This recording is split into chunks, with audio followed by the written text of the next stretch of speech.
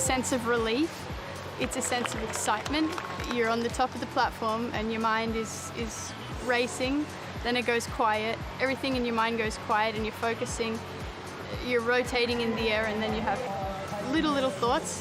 When you hit the water, everything just goes silent and you pop your head up and you're like, oh my God, that was just like a full 360 of emotions happening in a couple of seconds.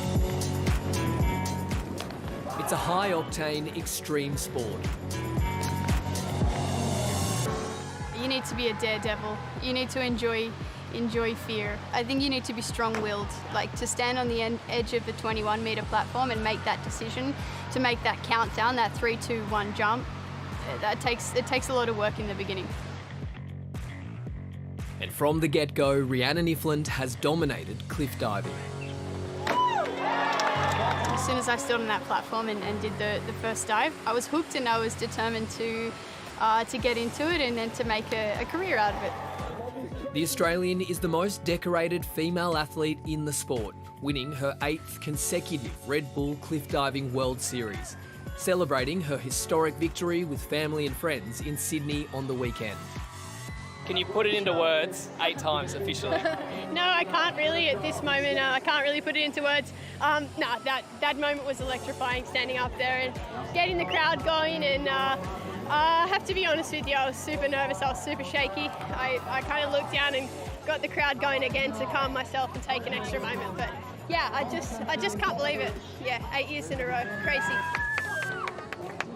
Oh, I'm so proud of her, and I know the rest of the family's proud of her, all the friends. She's just done so good.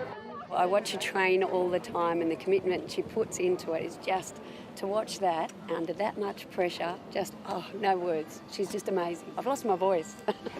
From some of the most picturesque to crazy locations, Rhiannan Iffland has done it all. But growing up, she had a different dream for her career. I began here at Sydney Olympic Park. I was a diver up until around the age of 18, 19. Before that, I was involved in gymnastics, trampolining, and I was juggling the two sports through my younger years and through my teens. And yeah, I guess, you know, training for diving, I had aspirations of Olympics and to compete on the international stage, but I always seemed to be the bridesmaid and never the bride. And yeah, I kind of just got a little bit burnt out of that. So I guess from there I was looking for a new avenue to take in my sport. So she retired and moved into entertainment diving, working on cruise ships. Out at sea, she was introduced to the world of cliff diving and began making the transition. I think it's more difficult mentally than it is physically. You know, physically you can train all of the skills, and it took me probably 1.5 years, 2 years to change the skills that's necessary to go into high diving. But it's kind of like little by little. So you start to do all the skills, the bottom half of the dive on 10 metre, and you do all the training on the lower heights, and then you gradually climb the ladder and make your way up to 21 metres.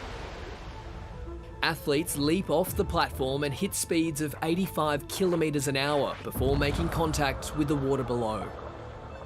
All of the thoughts and the process happens before I actually come up here. You know, I've gone through the dive over and over in my head, and then when I stand on the end of the diving board, then it's just thinking the crucial things that I need to think before performing the dive. You know, it depends on the dive. It could be, you know, swing your arms faster or keep your head still, 1.5 twist.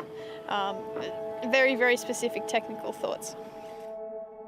Is it scary every time you go up? It is. Like if you look over the edge, it's definitely scary. Look, and it's your body's natural reaction.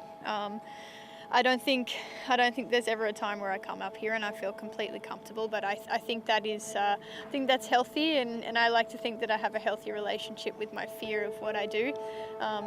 Look, it helps you keep your wits about you so you don't do anything silly, and for me, I've over the years found a way to turn that into kind of an energy. How do you harness that sort of fear or that adrenaline and excitement? Yeah, it's a lot of deep breathing.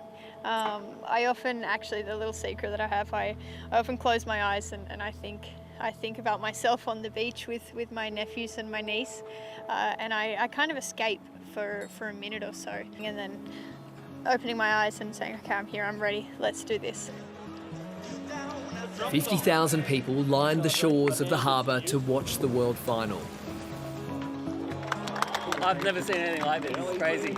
We just saw that Rhiannan Iffland is now 8-time world champion. How is she that good? Like how can you keep winning that many times in a row? To actually do this, you know, most of Australians, we've grown up in pools and stuff and we can just dream of this thing happening to us, but yeah.